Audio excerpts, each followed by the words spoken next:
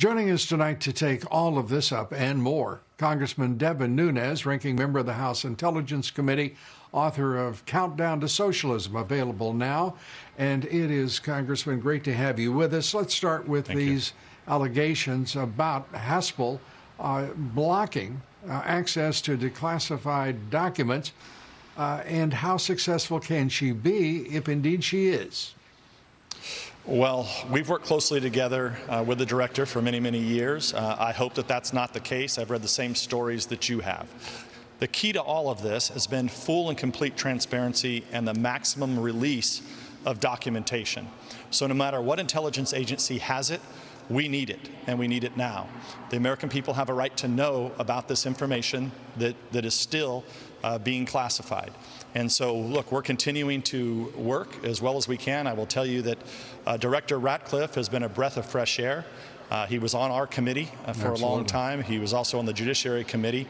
And he has been in there doing his best job to try to make sure that the American people have a full picture of what was really going on back in 2016. And that's really the key here, Lou, that this has always been the key, because it never made any sense why the FBI would pick up a document like this Steele dossier that was just garbage and use it. That never made any sense. And so we need all of that documentation from 2016 to get out. Well, we also have to look at what in the world the Inspector General, who's been lauded by Republicans and Democrats alike, oddly enough to me, investigating the investigators. The fact that Horowitz did not take umbrage with that process of the FBI, or as former Director James Comey yesterday told the Senate, everything was being done by the book, in his opinion, throughout. Yeah. This is mindlessness. You were amongst the very first to introduce what was really happening, this plot against the president. It is clearly that. It is orchestrated among the national left-wing media, the Democratic Party that has become an outrage in this country, and the intelligence community working hand in glove with the Democratic presidential nominee of 2016, Hillary Clinton, and her campaign and the Democratic National Committee. There is no guesswork here. It is obvious. Why in the world will the Justice Department not react? Well, I believe that they are, and I will say this. It's quite possible that the IG, Horowitz, that you're referring to, did not see all of these documents, because, in fact, I am quite sure that documents that I have been able to review recently are documents that we didn't have during our investigation that were clearly relevant, that, quite frankly, every American needs to see the documents that I have seen.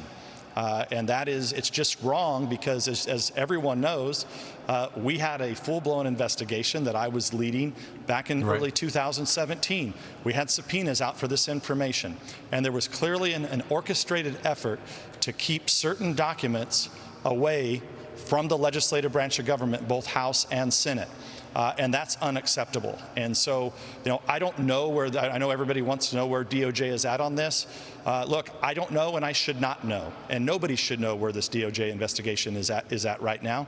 But what we should have is that every document that's in the possession of the United States government should be put out, because you are exactly right, and this is the problem moving forward. The intelligence services in this country have been corrupted by the Democratic National Party and their propaganda arm in the media.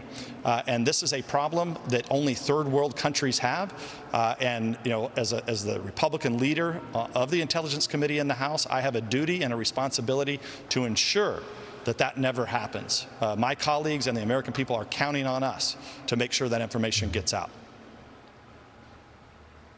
You're exactly right, and we should point out that everyone who's been elected by the American people to serve in Congress and the Senate have precisely the same duty, and in too many cases they are not fulfilling that duty. In fact, they're violating their oaths to defend this Constitution and the American way of life. It's outrageous. Let's turn to John Ratcliffe, who you just mentioned. Indeed, he has done the nation great service in declassifying and making known these documents, and most recently and most explosively, the documents that show that the intelligence agencies, at least some of them, believe that Hillary Clinton actually originated the idea of the Russian collusion allegations against Donald Trump and his campaign. Yeah. Where will that go, and why is it, in your judgment, that the FBI never followed through, despite that referral from the intelligence community? So this is something that we actually did work on. We were mocked at the time by the propaganda arm of the left, the media, every establishment group in this town, because we said there was a tradecraft problem here. And one of the criminal referrals of the 14 that we've made is exactly on this issue. And so Director Ratcliffe now has put out this information that we knew about some of the information, but it's far worse than I ever imagined. And the American people need to support the Director of National Intelligence. He has a responsibility on the executive branch side to fully brief Congress and to fully get this information out to the American people. The president is now in a race for re-election. It is we are told by many of the same polling organizations that were entirely wrong in 2016, that he is running behind in a number of battleground states and nationally as well. And apparently there has been a decision made at the Justice Department not to release the information that the American people need for there to be true transparency and about what will come, if anything, of the Durham investigation. This is not child's play, and I think, frankly, Congressman, that the Attorney General is playing the American people, perhaps the president. I'll put it straightforwardly to you.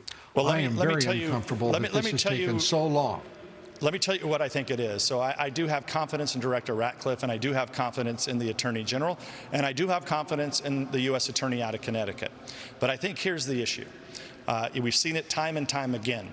The media knows that Durham is sitting on, when I say the media, that basically means the Democratic Party, is sitting on something. It's the biggest scandal in American history by far. And so what they did is they ran a series of fake news bombs that they dropped on the U.S. Attorney out of Connecticut. And I can't say this because I've never spoke to the U.S. Attorney out of Connecticut, but I think it always gives pause because so many people pay attention to what the media is saying. And, you know, I would encourage everyone at the Department of Justice to ignore what the media is saying. And I can tell you clearly, this doesn't involve this election. So when you're talking about the dirty cops at DOJ and FBI, former Clinton folks, Clinton campaign people, that has nothing to do with these elections that are going on right now. So I would encourage them, if there's something that should get out before this election, it better happen. Because, look, if, you know, I don't know what's going to happen in the election. The president is facing tremendous headwinds. I still believe the American people are going to make the right decision and he will be reelected. But if it comes out later that there was something that really would have changed the direction of this election, I mean, it'll look once again like the intelligence services were doing what, and the DOJ was doing what, backing up the Democratic Party, and it will, I think, lead to really bad things in this country. And the president, and I'll just make sure, I want to point this out, the president mentioned this the other night. The left continues to say, and the media says, are you going to accept the results of the election? And Donald Trump did a good job. He probably should have expanded on it more. It's Biden and Clinton and Obama and the media who never accepted the results of the election. They corrupted our justice system, and they just about took out a president of the United States. And that coup attempt continues to this day. It's ongoing as we speak. And because of the national left-wing media operating as, instead of being the fourth estate, they are now the fifth column in this country, and they're working in perfect alignment with the radical Dems, what has become the party of hate, and the deep state. And to not mince words again, This president has been under attack from the Democratic Party, from the Democratic Congress, and the Democratic leadership for over 4 years. And the result has been exoneration, exoneration, exoneration, and they even pressed with a phony impeachment inquiry. It is outrageous. By the way, they did succeed in stealing the election, the midterm election of 2018, which changed the balance of power in the U.S. Congress, as you well know. Yeah, the hoax was used, and the Mueller witch hunt was used to raise money to fund their 2018 elections. And to destroy a presidency. That's right. Congressman Devin Nunes, who has been defending this president and this country and our values throughout, we appreciate it. Good to have you here.